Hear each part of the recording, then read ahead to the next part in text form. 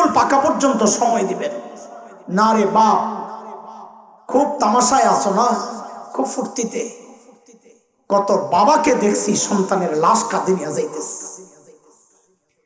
আরে কে জানে এই মজলিসে এমন কেউ থাকতে পারে যে বসে আছে এখানে, তার খবর নাই, তার কাফনের কাপড়টা চলে আসছে দোকানে। কে জানে কালকে খবর পেতে পারে বয়ান করে গেল হাসান জামিল তো দুনিয়ায় নাই। কোন ভরসা এইভাবে জীবন চলছে? হ্যাঁ, তাও কার নাফরমানি চলতেছে? ওই মালিকের যিনি এত ভালোবাসেন আমাকে। আরেকটা জরিপের ফলাফল আপনাদেরকে শোনাই। গত কয়েক বছর আগে ব্রিটেনের এক ট্যুর কোম্পানি মানুষকে ভ্রমণ করা, এটা তাদের ব্যবসা। ওই কোম্পানির নাম হচ্ছে ইনশিওর মাই ট্রিপ। সেই কোম্পানি সারা দুনিয়ার শহরগুলোতে জরিপ চালাইছে যে সারা দুনিয়ার কোন কোন শহর মেয়েদের ভ্রমণের জন্য নিরাপদ। সারা দুনিয়ায় জরিপ চালায়া ওরা যেই দেশটার নাম ঘোষণা করছে, গর্বে তো আমাদের বুকটা এত বড় হয়ে যাওয়ার কথা। শোনার আগে অগ্রিম একটা চিৎকার করে আল্লাহু আকবারের আওয়াজ ওঠে। আরো জোরে চিৎকার করে বলেন আল্লাহু আকবার। কেন? ওই আমাদের ধর্মের না, ওরা ভিন্ন ধর্মী। সেই মানুষগুলো সারা দুনিয়ায় জরিপ চালাইছে মেয়েদের ভ্রমণের জন্য সবচেয়ে নিরাপদ যেই শহর, এক নম্বর, সেই শহরের নাম হচ্ছে মদিনাতুর রাসূল সাল্লাল্লাহু আলাইহি ওয়াসাল্লাম। কি বুঝলেন? ইসলামের ছিটেফোঁটা আছে ওখানে। মদিনায় পুরা ইসলাম নাই, আছে ছিটেফোঁটা। তাতেই এই অবস্থা। আর যদি পুরা ইসলাম থাকে তো অপরাধ তো শূন্যের কোঠায় নেমে আসবে।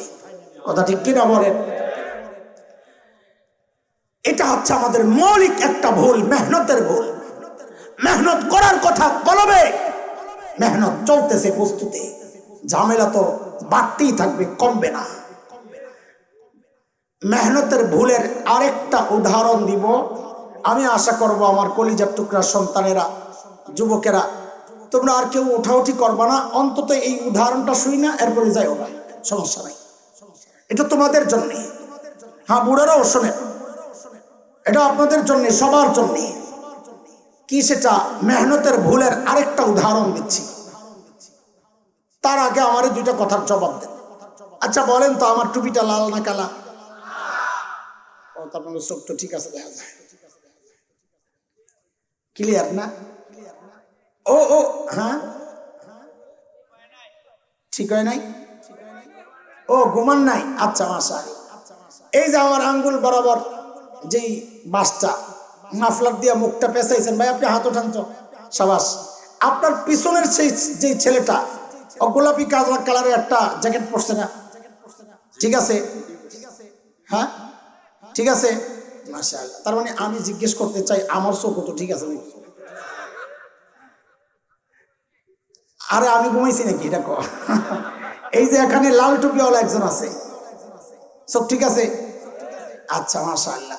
ওই যে আমার ওখানে এক বাপ এই লাল রুমাল পেঁচাইয়া হালকা নীল টুপি পরছে, টুপির এখানে সাদা লেখা। বাজান ঠিক আছে না? সাদা দাড়ি, ঠিক আছে। আচ্ছা, এইবার আমার দিকে তাকান। তার মানে ফলাফল কি আসলো? আপনারাও আমার বাহ্যিকটা দেখতেছেন, আমিও আপনাদের বাহ্যিকটা দেখতেছি।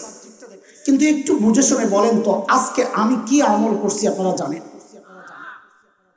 আমি কি জানি আপনারা কি আমল করছেন?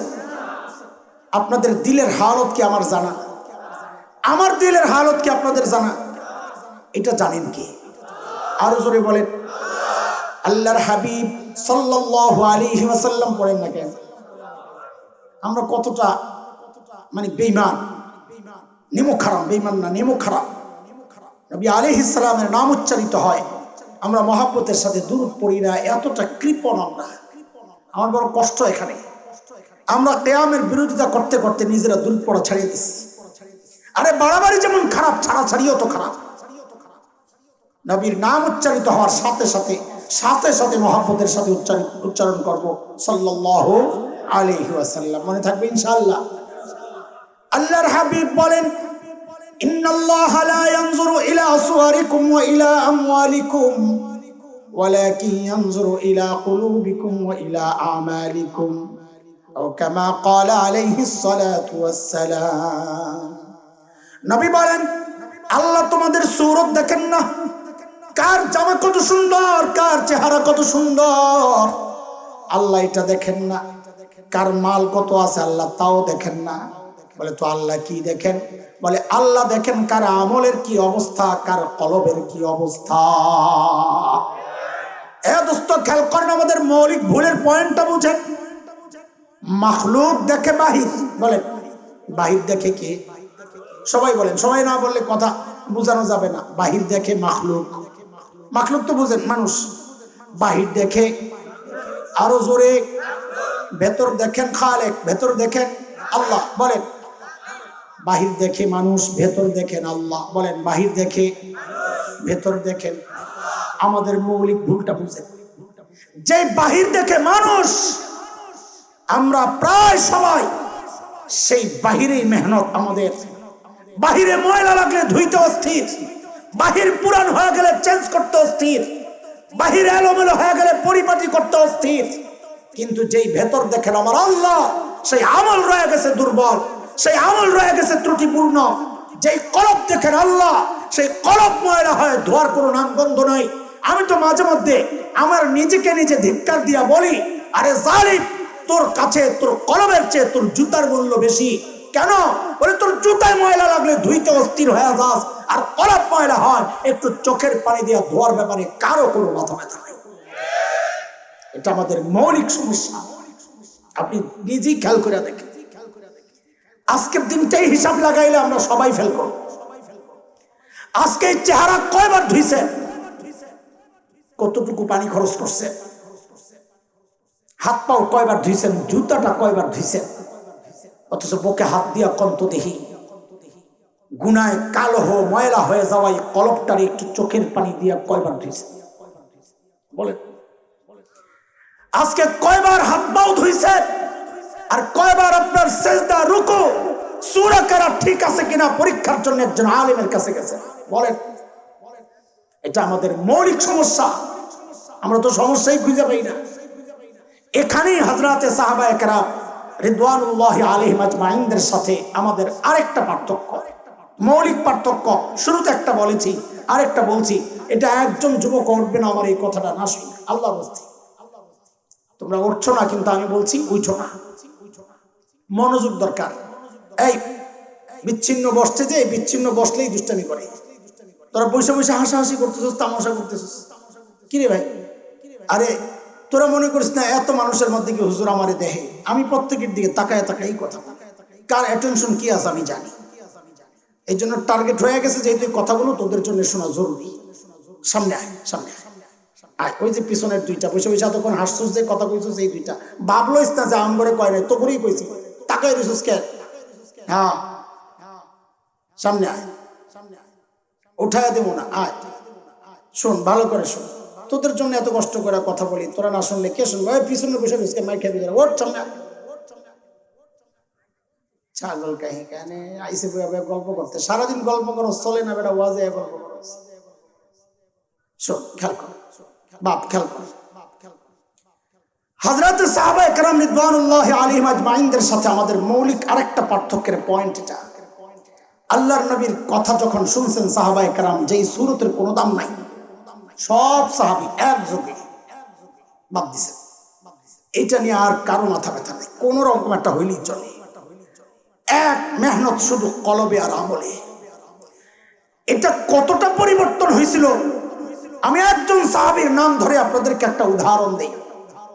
এরে যুবকরা, এখন তো তোমরা নানান স্টাইলিশ পুরুষকে তোমাদের মডেল বানাও। চুলের স্টাইল তোমার স্টাইল হয়, তার ব্র্যান্ড তোমার ব্র্যান্ড হয়, তার মতো করে তুমি চুল কাটো। আবার অনেকে দিক দিয়ে একটু দাড়িও কাটিং করো তার মতো করে, তার মতো করে জুতা পরো, তার মতো শার্ট পরো, তোমাদের মডেল। এক সময় আরবের এক যুবক ছিল, আরবের যুবকদের মডেল, যাকে বলা হতো ফাতা মক্কা, হিরো অফ মক্কা। মক্কার সবচেয়ে সুদর্শন পুরুষ, সবচাইতে সুন্দর, সবচাইতে ফ্যাশনেবল, সবচাইতে স্টাইলিশ পোশাকে যে নিজেকে সাজায় রাখতেন, সেই যুবকের নাম হচ্ছে মুসআব ইবনে উমাইর রাদিয়াল্লাহু আনহু। আহা কি সুন্দর মুসআব! দেখেন, একটা মানুষের বাহির সুন্দর হওয়ার জন্য সাধারণত তিনটা বিষয় কাজ করে। কয় বিষয়? এক নাম্বার, অনেক টাকা পয়সার মালিক, দামি দামি পোশাক পরে তো সুন্দর লাগে। দুই, রুচি উন্নত, কম দাম দিয়াই এত সুন্দর জামা কিনে নেয় মানুষ জিজ্ঞাসা করে, এত সুন্দর জামা কয় হাজার টাকা দেখে ফুটপাত থেকে কিনছে 200 টাকা। কাহিনী আল্লাহ এত সুন্দর, এটা রুচির ব্যাপার। তিন নাম্বার, চেহারা সুন্দর, যাই পরে তাই ভালো লাগে। ও সিরাটা বললেও বলাবেন মনে করে এটা মনে নতুন স্টাইল, ফ্যাশন লাগিস, কথা বলেন না। চেহারা সুন্দর। হযরত মুসআবের মধ্যে তিনটাই ছিল। টাকা পয়সা, ধনী বাবা মার ছেলে, রুচি উন্নত, চেহারা ও অসাধারণ। বলে কত অসাধারণ? বলে ছোট্ট একটা তথ্য দিলেই বুঝবেন কতটা অসাধারণ ছিল।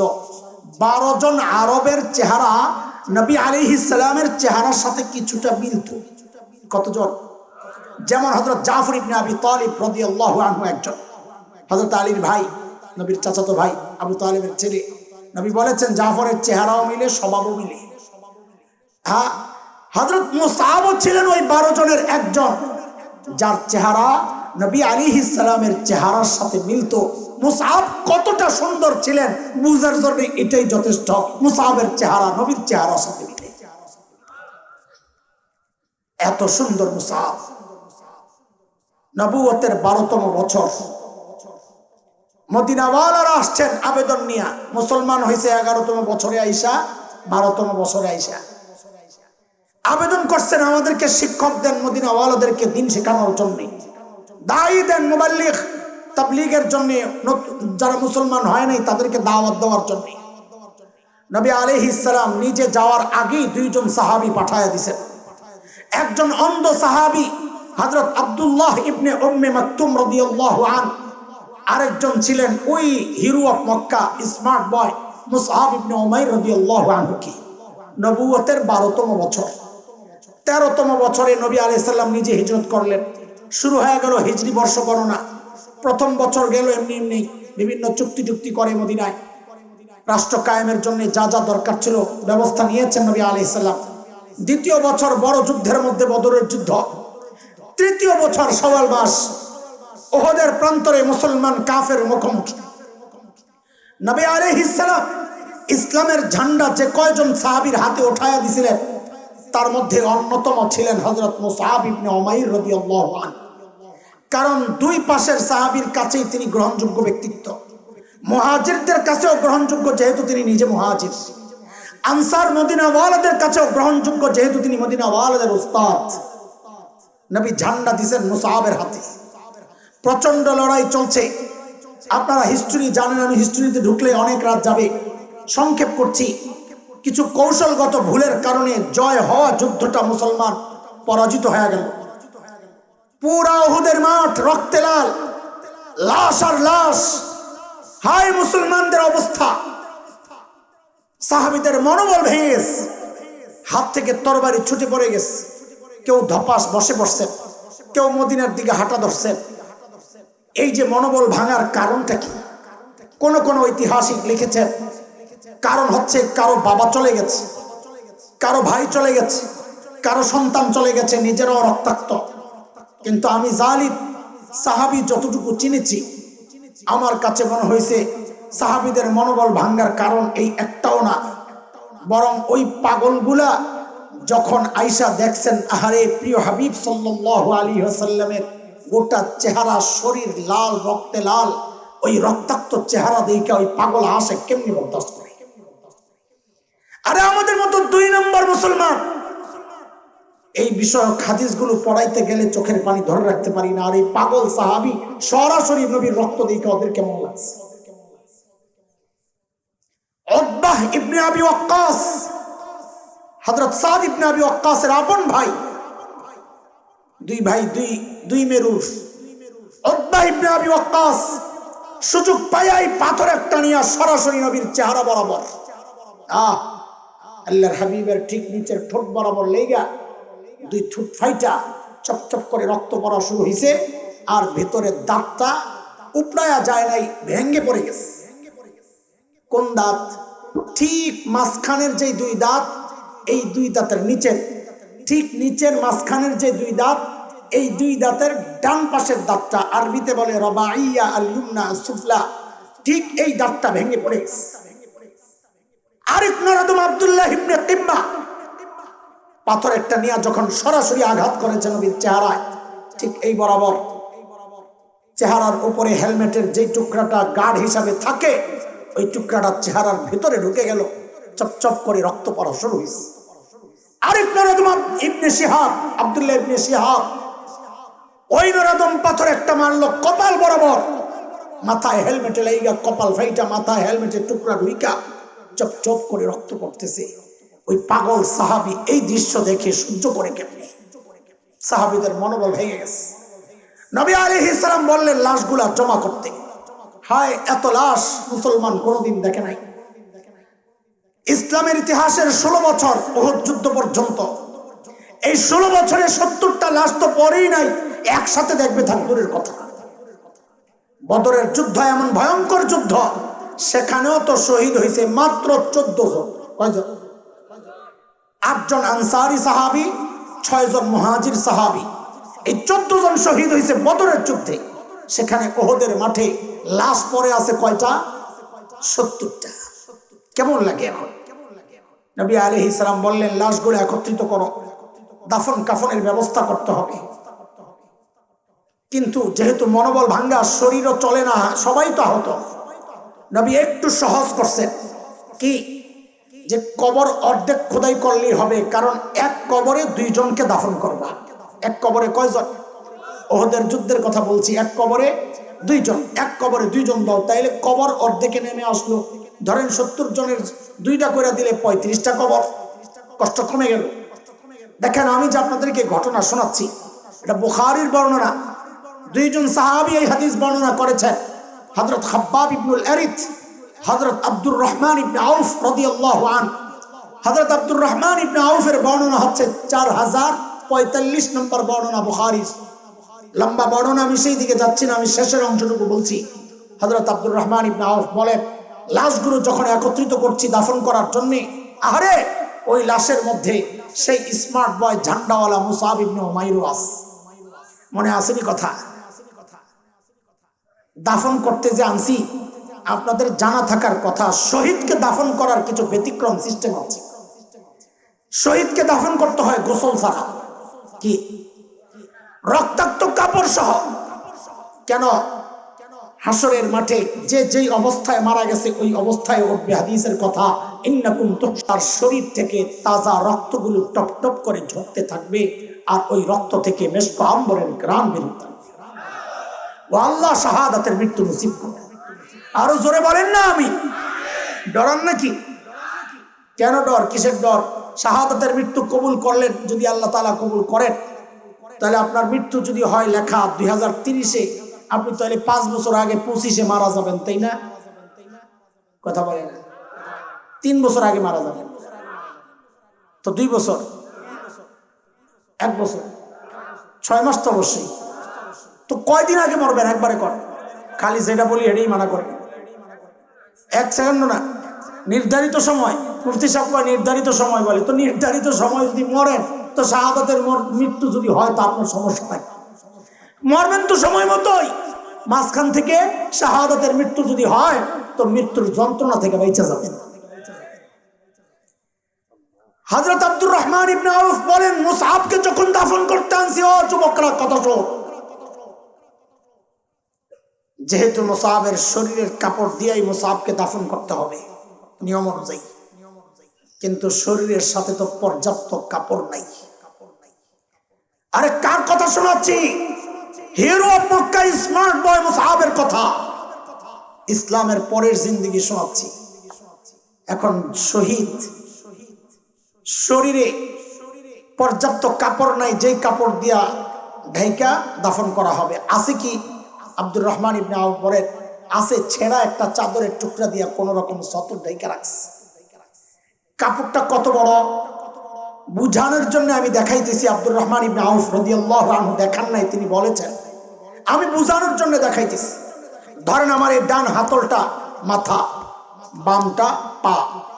তো হযরত আব্দুর রহমান ইবনে আউফ দেখাইতেছেন, বলতেছেন যে মুসাবের ওই কাপড়টা, চাদরটা এত ছোট, ইন গুত্তিয়া বিহা রাসু বাদাত রিজলা ও ইন গুত্তিয়া বিহা রিজলা বাদা রাসু, যে মুসাবের মাথাটা যদি ঢাকতে যাই তো মুসাবের পাওটা খালি হয়ে যায়, আর পাও টান দিয়া ঢাকতে গেলে মুসাবের মাথাটা। হযরত খাব্বাব বলেন, দৌড়ে গেলেন নবী আলাইহিস সালামের কাছে, ইয়া রাসূলুল্লাহ, মুসাবের তো এই অবস্থা, ওর মাথা ঢাকতে গেলে পাও খালি, পাও ঢাকতে গেলে মাথা খালি, এখন কি করব? আল্লাহর হাবিব বলেন, মুসাবের মাথাটাই ঢেকে দাও, পায়ের উপর ঘাস দিয়া ঢেকে দাও, ঘাস ঘাস। ওরে যুবক, ওরা ছিল মুসলমান, আমি তুমি কিসের মুসলমান? আমাদের তো ব্র্যান্ডের শার্ট না হইলে চলে না, আমার তো ব্র্যান্ডের প্যান্ট না হইলে চলে না, আমার তো ব্র্যান্ডের মোবাইল না হইলে চলে না। অথচ সাহাবীর আমল আমার আমলের ব্র্যান্ড হওয়ার কথা, সাহাবীর তাকওয়া আমার তাকওয়ার ব্র্যান্ড হওয়ার কথা, সাহাবীর কুরবানি আমার কুরবানির ব্র্যান্ড হওয়ার কথা। আরে যুবকদের কি বলবো, বুড়ারাই বা আমরা আছি কত ভালো, বুড়ারাই বা আছি কত ভালো, চুল পাইকা সাদা হয়ে গেছে, এখনো তো গুনাই ছাড়তে পারি নাই, কলব পরিষ্কার করবো তো দূরের কথা, দাড়ি পাইকা সাদা, এখনো গুনাহ ছাড়তে পারি না।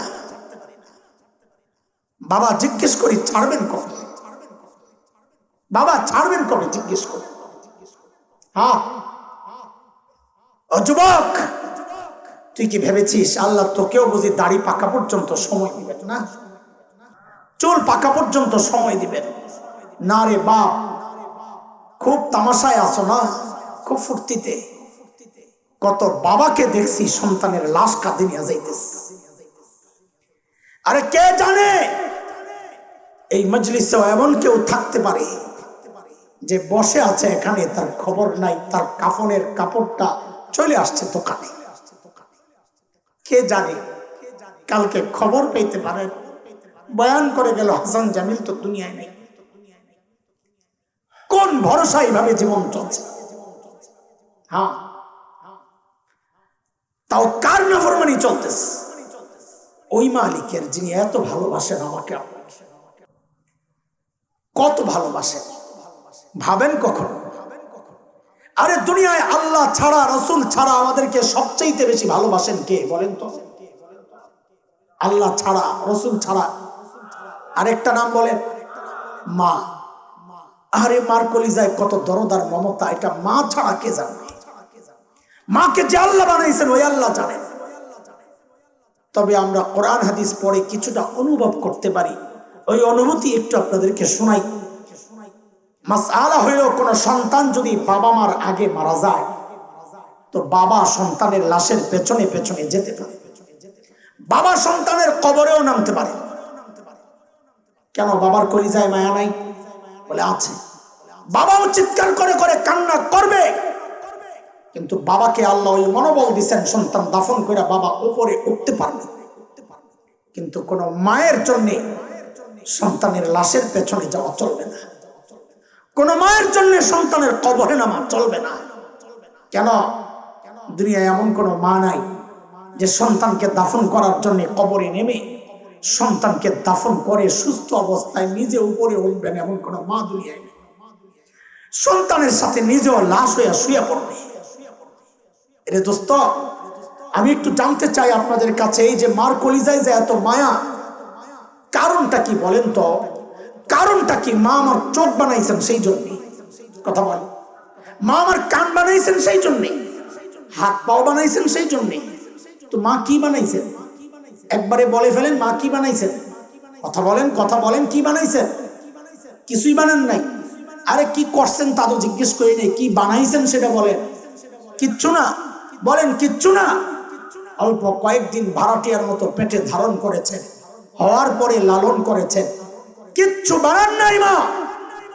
তাতেই মার কলিজায় এত দরদার মমতার মায়া। মা কিচ্ছু বানান নাই, মা কিচ্ছু বানান নাই, তাতেই এত মায়া। তাইলে যেই আল্লাহ আমার চোখ বানাইছেন ওই আল্লাহর কত মায়া। যে আল্লাহ আমার কান বানাইছে, ওই আল্লাহর কত মায়া। যে আল্লাহ আমার জিভ বানাইছেন, ওই আল্লাহর কত মায়া। যে আল্লাহ আমার হাত পাও বানাইছেন, ওই আল্লাহর কত মায়া। যে আল্লাহ আমাকে এত এত নিয়ামত দিয়া বাঁচায় রাখছেন, ওই আল্লাহর কত মায়া। আরে জালিম, তুমি কি বুঝো না? দেখো না, তুমি দরজা বন্ধ করে, জানালা বন্ধ করে যখন ভেতরে গুনাহ করি, দরজা বন্ধ জানালা বন্ধ, ভেতরে গুনাহ চলছে, আমার মালিকের কত মায়া। ওই গুনাহ অবস্থায় আমার মালিক দরজার নিচে দিয়া বাতাসার অক্সিজেন পাঠায়া দেন, যেন আমি মইরা না যাই।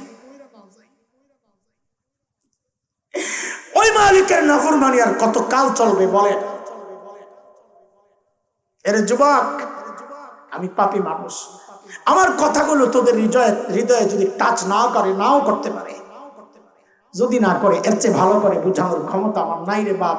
আমি বলি কি, শোন, তোরা আমার সামনে আয়, যুবক আমার সামনে আয়, তোদের পাওগুলা আমার সামনে মিলে দে, আমি ওই পাওগুলা জড়ায়া ধইরা সারা রাত বসে বসে কান্না করি, তাও তোরা গুনাহ ছেড়ে দে বাবা, গুনাহ ছেড়ে দেন, মা গুনাহ ছেড়ে দেন, মেহনত করেন কলবে, চোখের পানি ফালায়া ফালায়া ওই পাপী কলবটারে পরিষ্কার করেন পরিষ্কার। জামা তো বহুত হইছে, শরীর তো বহুত হইছে, এবার কলবটারে এক ফোঁটা চোখের পানি ফালাই একটু দিয়ে, বরং মুখ পরিষ্কার করার চেয়ে কলব পরিষ্কার করা সোজা। মুখ পরিষ্কার করার চেয়ে, পা ধোয়ার চেয়ে কলব ধোয়া সোজা। কেন? কারণ আমাদের একজন বড় আজীব মালিক আছে, যে মালিকের নাম গফফার। গফফারের পুরোটাই মায়ার মায়া, মায়ার মায়া। সারা রাত বসে বসে গফফারের মায়া শোনাইলেও শেষ হবে না। আমি দুইটা কথা শুধু বলি, একটু খেয়াল করেন। গফফারের কত মায়া। আরে দুনিয়ার সব মানুষ সবাই অপরাধীরে খুঁজে শাস্তি দেওয়ার জন্য, মাও সন্তান অপরাধ করলে শাস্তি দেওয়ার জন্য খোঁজে, বাবাও খোঁজে। আমার আপনার এমন একজন মালিক আছেন গফফার, যিনি অপরাধীকে শাস্তি দেওয়ার জন্য না, তিনি অপরাধী খোঁজেন মাফ করার জন্য। প্রতি শেষ রাতে আইসা আইসা ডাকতে থাকে, আরে আমি মুস্তাগফিরিন ফাগফিরালাহ। আয় কে কে গুনাহ করছস, আয় না আমার কাছে, আয় গুনাহ করে ফেলছস, আয়, আমি আসি তো, আমি আসছি তোরে মাফ করতে, তুই মাফ চা, আমি মাফ করে দিচ্ছি, মাফ চা। বলে কত মাফ করবে? আরে কত প্রশ্ন করাই মানে সে গফফার চেনে নাই, কত মাফ করবে? ছোট্ট একটা হাদিস শোনায় আমি মূল কথায় চলে যাব আবার ইনশাআল্লাহ। শয়তান আল্লাহকে একটা চ্যালেঞ্জ করেছিল, আল্লাহ আমি আপনার বান্দারে গুনাহ করাইতেই থাকবো, গুনাহ করাইতেই থাকবো, গুমরাহ করতেই থাকবো, করতেই থাকবো, করতেই থাকবো।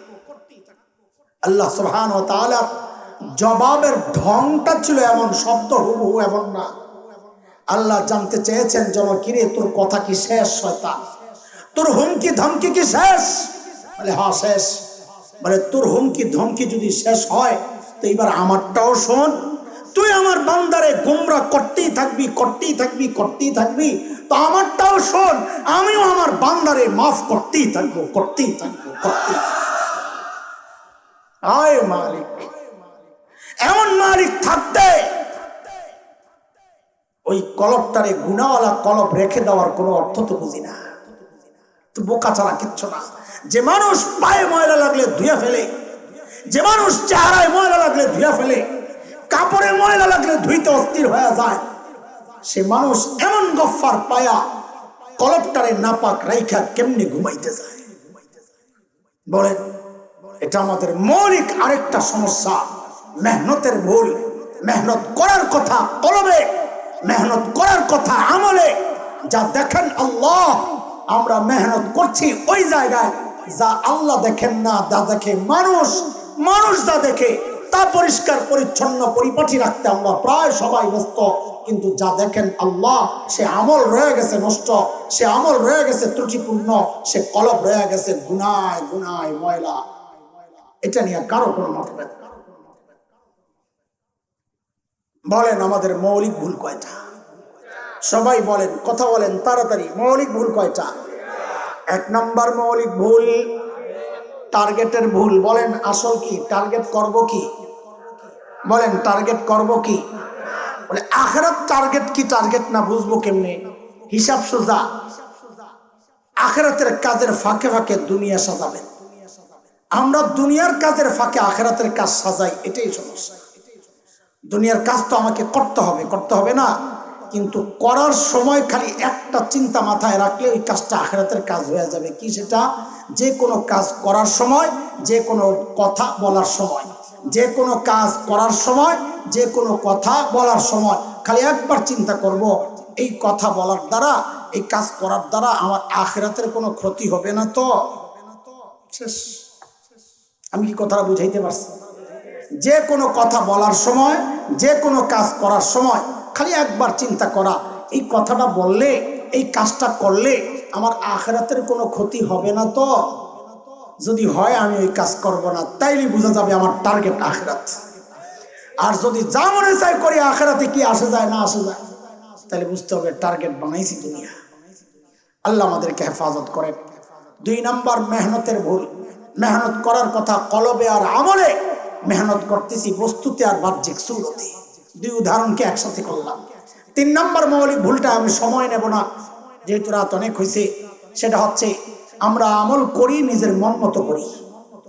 টার্গেটও ঠিক আছে আখিরাত, মেহনতও করতেছি, কিন্তু মাঝে মধ্যেই মেহনত করি নিজের মন মতো। সেটার নাম হচ্ছে শরীয়তের পরিভাষায় বিদআত। কি নাম? বিদআত। সওয়াবের আশায় কাজ করি আখিরাতের উদ্দেশ্যে, কিন্তু সেটা করি নিজের বানানো সিস্টেম মতো। আল্লাহ রাসূলের দেওয়া বিধান, সাহাবায়ে কেরাম যেভাবে মডেল হয়ে গেছেন যে কাজে, ওইভাবে না কইরা যদি কাজ করি নিজের মন মতো, তাইলে আমি ব্যর্থ হব, সফলতা আমার পায়ে লুটবে না। আর যদি টার্গেট ঠিক কইরা সেই অনুযায়ী নিয়ম মতো মেহনত করি, তো আল্লাহ ওই যে বলেছেন শুরুতে, ওয়ামান আরাদাল আখিরাহ وسعى لها سعيها وهو مؤمن فأولئك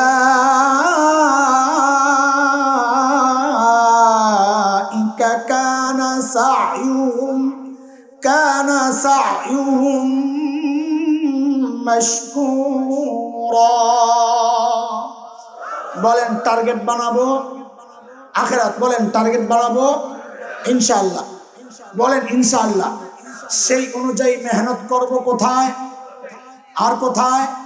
আমলে, কলবে আর আমলে। ঈমান ঠিক রেখা আল্লাহ রাসূলের দেওয়া তরিকা অনুযায়ী, ঠিক আছে ইনশাআল্লাহ। তাইলে দুনিয়ায়ও সফল হব, সফল আখিরাতও হব ইনশাআল্লাহ। আল্লাহ আমাদেরকে 2 জাহানের সফলতা দান করেন, বলেন আমিন। এই সুন্দর আয়োজন যারা করেছেন, যেই যুবরা, আল্লাহ তাআলা এই যুবকদেরকে হেদায়েতের দৌলত নসিব করেন। সাথে যারা সহযোগী ছিলেন, এলাকার মুরব্বীরা এবং আমাদের ভাই মুফতি শামীম ভাই, নাম জানি কি, আসাদুজ্জামান সাহেব। আমরা তো শামীম বলতে বলতে আসল নাম ভুলে গেছি।